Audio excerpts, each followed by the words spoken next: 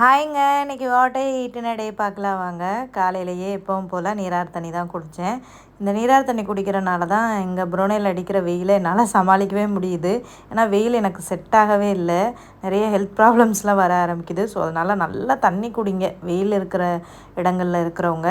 காலையில் பிரேக்ஃபாஸ்ட்டுக்கு ஒரு தோசை, கொஞ்சமாக தால் எடுத்துக்கிட்டேன். அப்புறம் ஊற வச்ச பாதாம் ஒரு 5 பாதாம் எடுத்துக்கிட்டேன். அப்புறம் 11 மணி போல் திரும்ப பசிச்சதா வேக வச்ச கொண்டக்கடலை கொஞ்சம் எடுத்துக்கிட்டேன்.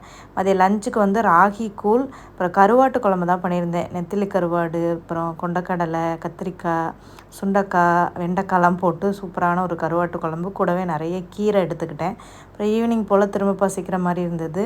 அப்புறம் 2 பிஸ்கட் எடுத்துக்கிட்டேன், வீட் பிஸ்கட்டு.